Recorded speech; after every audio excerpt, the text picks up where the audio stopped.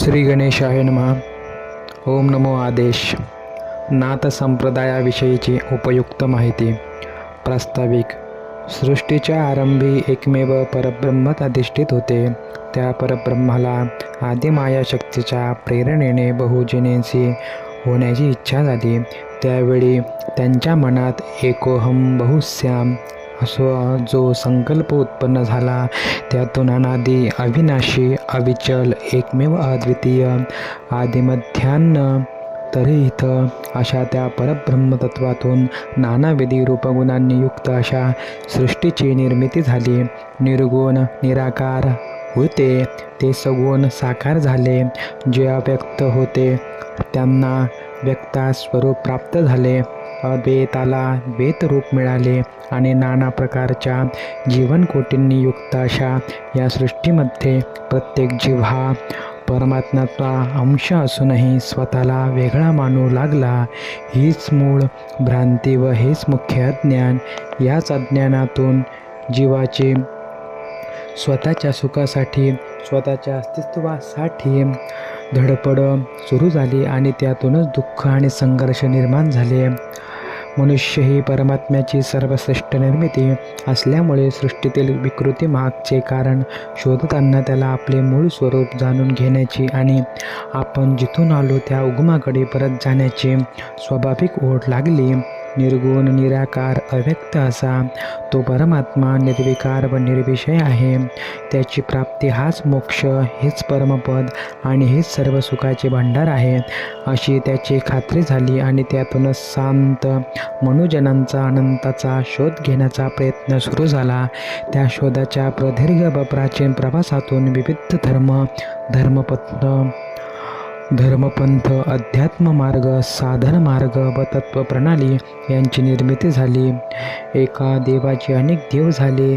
त्या अनेक देवांचे अनेक उपासना पंथ निर्माण झाले व तप, व्रत, नवस, तीर्थयात्रा अशा अनेक गोष्टी जनमानसात रूढ झाल्या. नवनाथ अवतार. अशा प्रकारे भूतलावर जे अनेक संप्रदाय निर्माण झाले त्यात नाथ संप्रदाय हा मोक्षमार्ग फार प्राचीन काळापासून प्रसिद्ध आहे. ऋषभदेवांना जे 100 पुत्र होते त्यापैकी कवी, हरी, अंतरिक्ष, प्रबुद्ध, पिप्पलायन, अविहोत्र, दुर्मिल, चमस, करभाजन हे 9 पुत्र अत्यंत ज्ञानी, विवेकी आणि विरक्त वृत्तीचे होते. यांनीच निमिराजाला धर्माची तत्त्वे नीट समजावून सांगितली होती. हे 9 ऋषी नारायणांचे अंश व नारायणांप्रमाणेच कार्य करणारे म्हणून त्यांना नवनारायण म्हटले जाते. द्वापार युगात भगवान श्रीकृष्णांनी त्यांना पाचारण करून पुढे येणाऱ्या कलियुगात त्या सर्वांना कशा प्रकारे अवतार घेऊन कार्य करायचे आहे ते समजावून सांगितले. त्यांच्या आज्ञेनुसार हेच नवनारायण पुढे अनुक्रमे मच्छिंद्र, गोरक्ष, जालंधर, कानिफ, चरपटी, वटसिद्ध, नागनाथ, भरतरी, रेवण व गहिनी या नावांनी पुढे अवतीर्ण झाले. त्यांनी आदिनाथ म्हणजेच भगवान शंकर व अत्री अनसूयानंदन भगवान दत्तात्रय यांच्या आज्ञेने व दीक्षेने नाथपंथांचा प्रारंभ केला. त्यांनी गुरुकृपेने प्राप्त झालेल्या योगसिद्धी व भक्ती यांच्या साह्याने लोकांचे कल्याण केले. कठोर तपश्चर्याने प्राप्त झालेले ज्ञान लोकांच्या उद्धारासाठी सुलभ करून सांगितले आणि सर्वत्र संचार करून देशोदेशीचे जण उद्धरले. नवनाथांनी आपला दृष्टिकोन शास्त्रशुद्ध विज्ञाननिष्ठ ठेवला होता.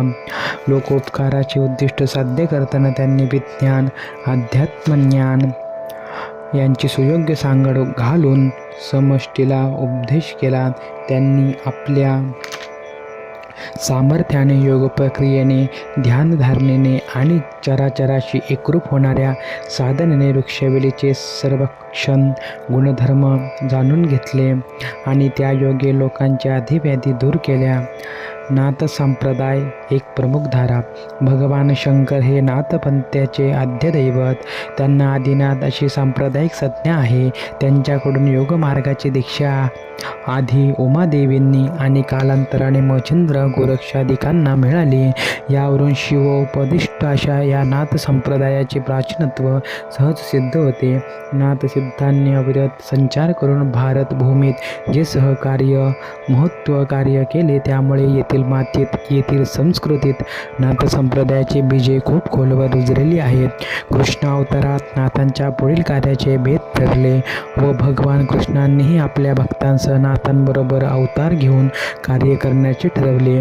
तसेच कालांतराने महाराष्ट्रातील नाथपंथ पांडुरंगांच्या अर्थात श्रीकृष्णांच्या भक्ती उपासनेत एकरूप झाल्यामुळे महाराष्ट्रातील वैष्णव भागवत संप्रदायाचे नाथ संप्रदायाशी घनिष्ठ नाते आहे. नाथ संप्रदाय हा शिवोपदिष्ट व प्रामुख्याने शिवाजींचा उपासक आहे. म्हणून तत्संबंधी जे शैवादी संप्रदाय पंथ उपपंथ भारतामध्ये उदयास आले व आज मितीस आहे, त्या सर्वांचा नाथ संप्रदायाशी संबंध पोहोचतो. नाथपंथीयांनी भगवान शंकर आणि भगवान विष्णू यांना कधीही वेगळे मानले नाही. किंबहुना हरिहराचे ऐक्य हीच त्यांची प्रमुख धारणा आहे.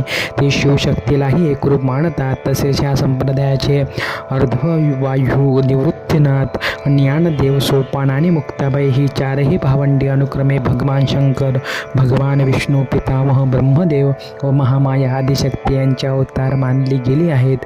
म्हणून शंकरांची उपासना करणारा शैव संप्रदाय, विष्णूची उपासना करणारा वैष्णव भागवत संप्रदाय, देवीची अर्थात शक्तीची उपासना करणारा शाक्त संप्रदाय हे उपासना पंथ नाथपंथाशी मिळते जुळते आहेत. भगवान शंकरांनी हलाहल प्राशन केल्यामुळे त्यांच्या शरीराचा जो प्रचंड दाह झाला, त्यावर उपाय म्हणून त्यांनी रामनाम घेतले.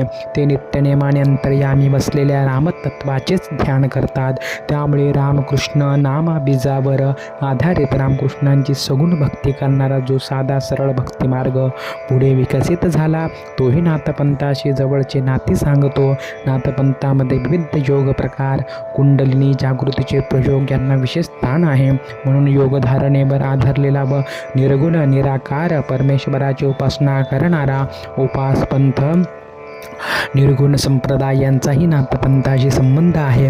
अशा प्रकारे ह्या भारतवर्षात आणि महाराष्ट्र भूमीत वारकरी, दत्त, रामदास, महानुभाव असे जे संप्रदाय, विविध उपासना मार्ग व परंपरा प्रचलित आहेत, त्यात नाथपंथीय तत्त्वज्ञान, आचार, विचार यांचा समावेश आणि विकास झालेला आढळतो.